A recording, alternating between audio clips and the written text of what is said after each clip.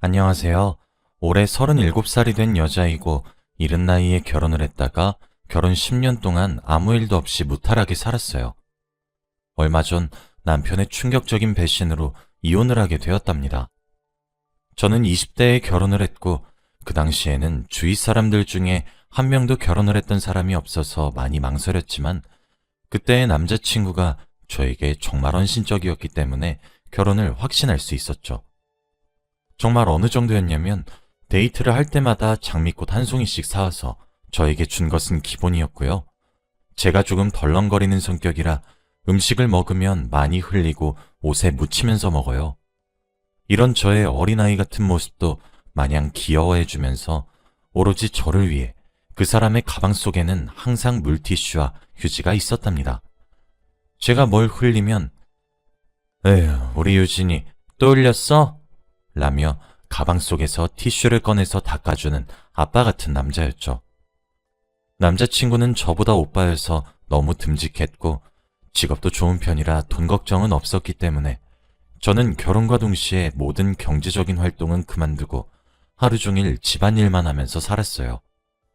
시부모님도 정말 좋으신 분이신데 제가 어릴 때 결혼을 해서 할 수 있는 요리가 하나도 없었어요. 정말 과일도 못 깎았는데 그저 괜찮다고 우리 집안에 저 같은 며느리가 들어온 것만이라도 감사해야 한다면서 어머니께서 다 깎아주셨답니다. 지금은 결혼 생활을 오래 했다 보니 다 할 수는 있지만 그때는 아무것도 할 수 없는 아기 같았죠. 아무튼 결혼을 하고 사람들은 남편이 바뀔 거라고 했는데 남편은 오히려 저에게 더 잘해주었고 하루 종일 붙어 있을 수 있다며 좋아했습니다.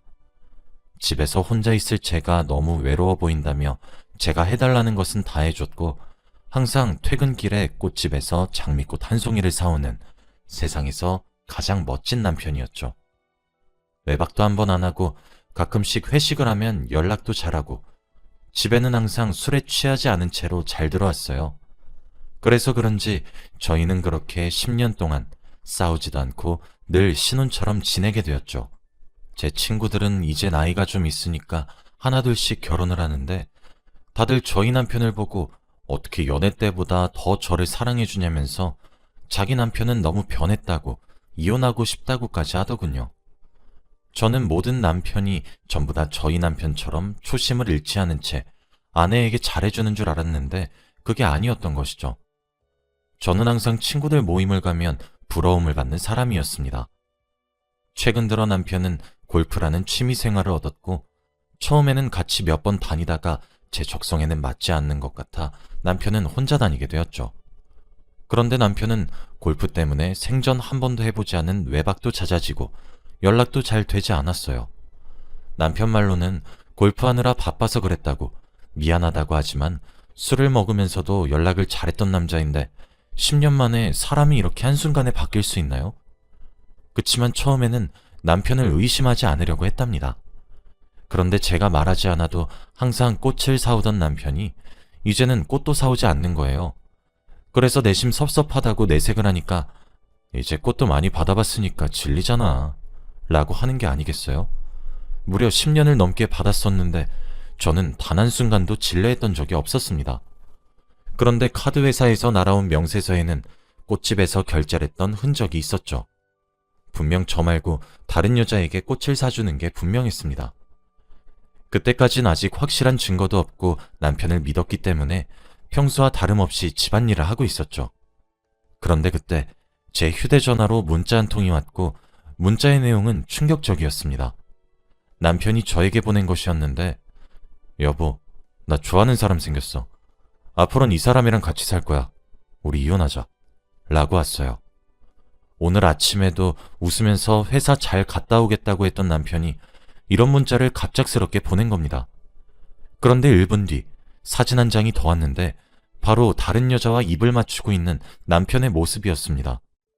저는 문자만 왔을 때는 잘못 보낸 줄 알고 무시하려고 했지만 사진까지 왔을 때에는 정말 당황스럽더라고요.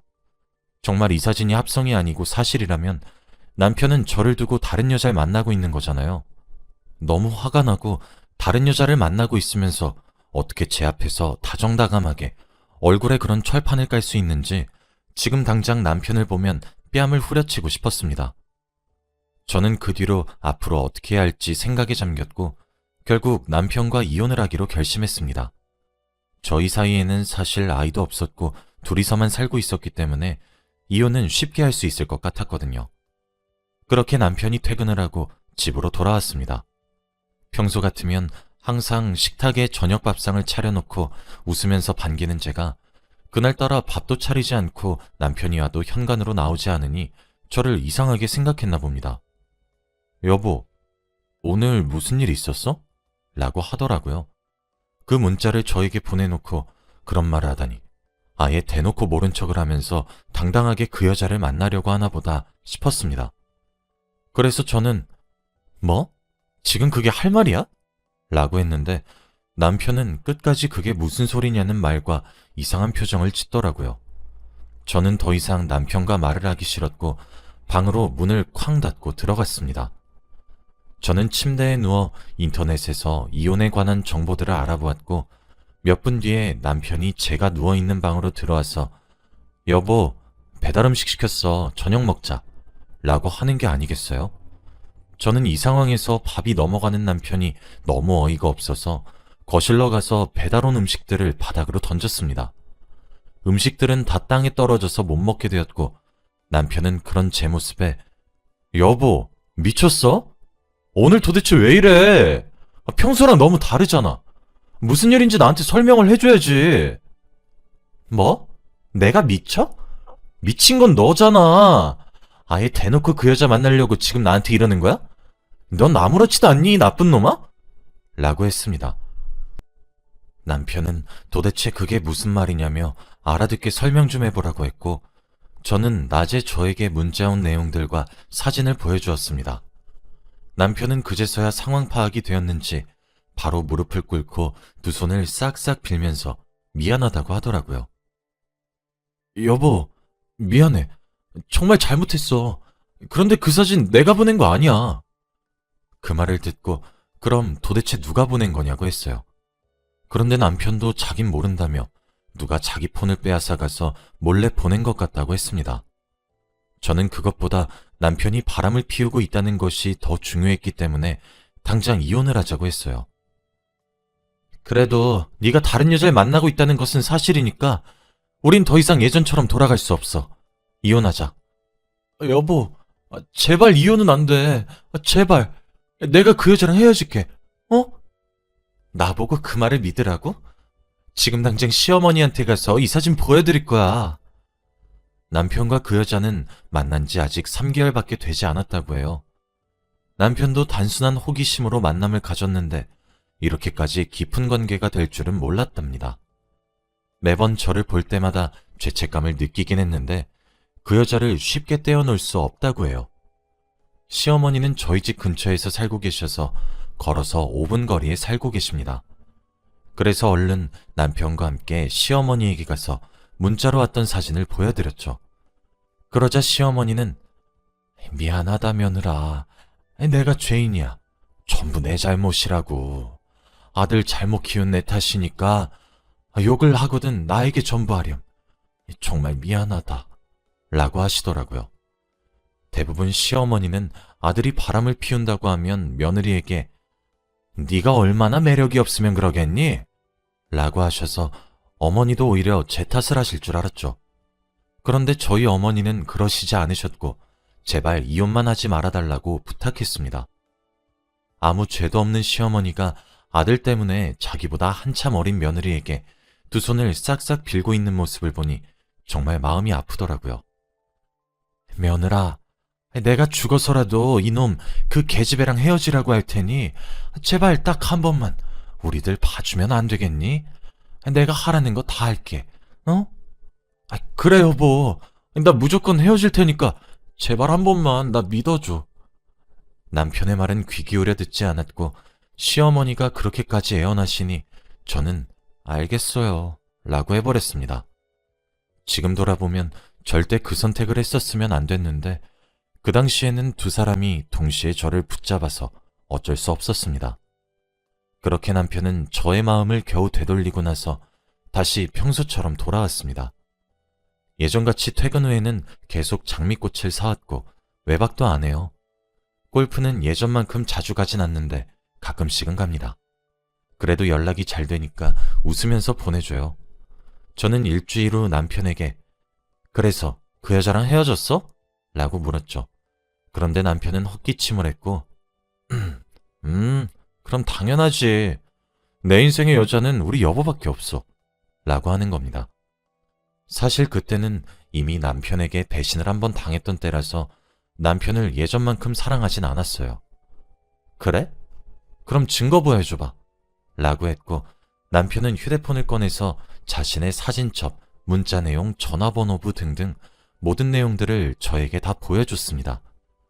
그래도 제가 믿지 않는 듯한 표정을 짓고 있으니 아예 저에게 자신의 휴대폰 비밀번호를 알려주면서 자기가 의심이 될 때마다 자기 휴대폰을 보라고 하더라고요. 그래서 저는 바로 알겠다고 했습니다. 아마도 남편은 제가 그것까진 됐다고 거절할 줄 알았나 본데 이렇게 한 번에 알겠다고 하니 조금 당황한 것 같더라고요. 그래도 제 눈에는 남편이 자기의 노력을 제가 알아주길 바라는 것 같았고 남편이 변해가는 모습이 제 눈에도 보이니 저도 다시 예전처럼 남편과 잘 지내보려고 했답니다. 그런데 며칠 뒤 모르는 전화번호로 전화가 걸려오더라고요. 저는 원래 모르는 번호로 걸려온 전화는 받지 않는데 제가 전화를 무시하니 그 번호로만 무려 20통이 나왔습니다. 그래서 어쩔 수 없이 받으니 여보세요? 안녕하세요. 저 누군지 아세요? 네? 그쪽이 저한테 전화하셨잖아요. 저 그쪽 남편 여자친구예요. 그 전화는 사진 속에 있던 상간녀였습니다. 그 사람은 당당하게 저에게 전화까지 걸었고 그때 그 문자랑 사진 제가 보낸 거예요. 라고 하는 겁니다. 오빠가 많이 취했어서 제가 그쪽한테 보냈어요. 근데요? 근데요라뇨. 제가 지금 당신 남편이 만나는 여자라고 하는데 놀라지도 않으시네요. 근데 지금은 헤어졌다고 했는데요? 네? 무슨 소리예요? 오빠 지금 저희 집에서 씻고 있는데? 저는 정말 어이가 없었죠. 남편은 골프를 하러 간다고 했는데 헤어졌다는 그 여자 집에서 샤워를 하고 있었습니다. 그러면 지금까지 저에게 골프를 하러 갔다고 했던 건 다 거짓말이었던 것이죠. 그 여자는 전화를 뚝 끊었고 남편은 그날 저에게 말도 없이 외박을 했습니다. 도저히 참을 수 없는 분노에 다음날 해가 뜨자마자 그 여자에게 상간녀 소송을 걸었어요. 당연히 변호사도 선임했고 사진과 문자 그리고 통화 내용까지 다 증거물이 있었기 때문에 쉽게 소송을 진행할 수 있었죠. 소송을 하면서 그 여자의 얼굴을 보았는데 그 여자는 20대고 얼굴도 정말 예뻤고 몸매도 정말 좋더라고요. 30대 후반인 저는 조금 자존심이 상했습니다. 아무튼 저는 그 여자에게 위자료를 굉장히 많이 청구했는데도 불구하고 그 여자는 아무 말 하지 않고 순순히 위자료를 지불하겠다고 하더라고요. 무려 2천만 원이나 됐는데 말입니다. 그리고 남편과 이혼을 하면 그 여자와 둘이서 행복하게 잘 살 것 같아서 이혼을 미루고 있었어요. 이혼을 하지 않으면 법적으로 남편의 보호자는 제가 되기 때문에 그 여자는 사람들 앞에서 당당해질 수 없게 되거든요.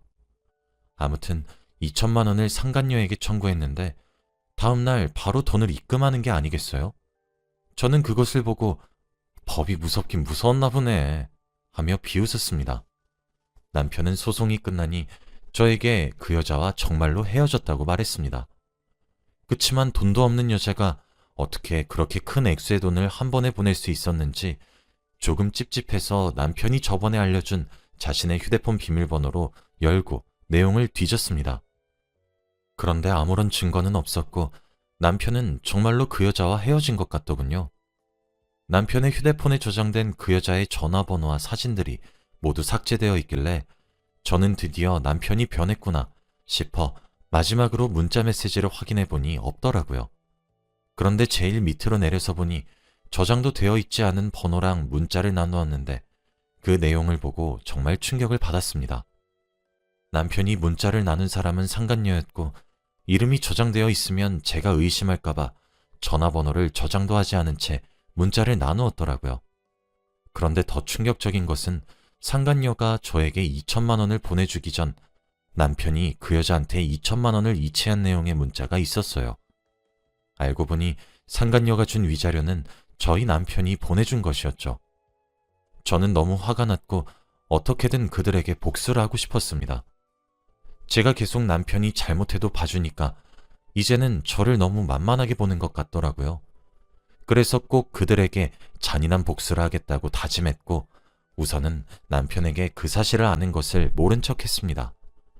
흥신소에 연락을 해서 남편과 상간녀의 뒷조사를 해달라고 요청했고 결국 남편이 상간녀에게 보내준 그 2천만 원이 어디서 나왔는지 알게 되었습니다. 남편의 월급으로는 절대 2천만 원을 한 번에 만들지 못하거든요. 월급이 들어오면 바로 제 통장으로 들어오기 때문에 확인을 할 수 있었죠. 그런데 알고 보니 저희 집을 담보로 대출까지 받아서 그 여자의 위자료를 내준 것이었습니다.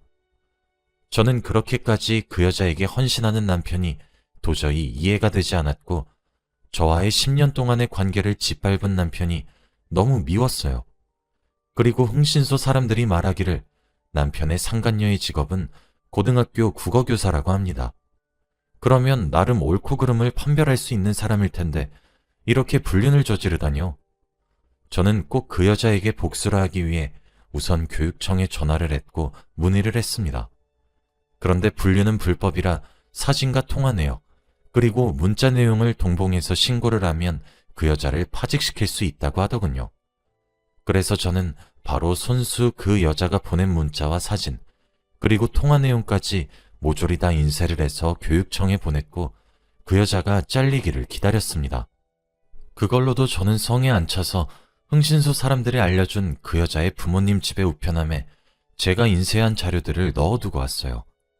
그리고 그 학교 홈페이지에도 자료들을 업로드했고 하다못해 근무하고 있는 학교 학생들 하교 시간에 맞추어 학교 앞으로 가서 학생들에게 국어선생님 김땡민 선생님의 실체 라면서 자료를 퍼뜨렸습니다. 시간이 지나고 나니 그 여자가 저에게 전화가 왔고 전화를 받기 전에 전화 내용을 녹음했습니다. 당신 미쳤어? 기어이 내 일자리까지 뺏어야 했니? 정말 끔찍하다. 당신 하다못해 우리 엄마 아빠한테 이런 걸 알려? 당신이 이러니까 오빠가 당신 두고 나랑 사귀는 거야. 너 같은 여잔 매력이 없거든. 학생들한테 내 소문이 어떻게 났는지 알아? 내가 너 당장 찾아가서 죽일 거야. 딱 기다려. 야, 말 조심해. 아직 복수는 시작하지도 않았어. 라고 한 뒤 제가 먼저 전화를 확 끊었습니다. 저는 바로 경찰서로 가서 그 여자를 상대로 소송을 또 걸었는데 바로 아까 녹음한 전화 내용을 증거로 제출하고 정신적 피해 보상금으로 1억을 요구했습니다. 그 사실에 상관녀와 남편은 둘이서 평생 저에게 돈만 갚다가 생을 마감해야 했죠. 사실 남편과의 이혼은 하지 않으려고 했는데 집도 담보대출로 넘어간 마당에 더 이상 그곳에 살 수 없을 것만 같아 저는 남편과 이혼을 결심했습니다. 지금은 이혼 소송과 상간녀에게 건 소송 총 2가지가 진행 중입니다.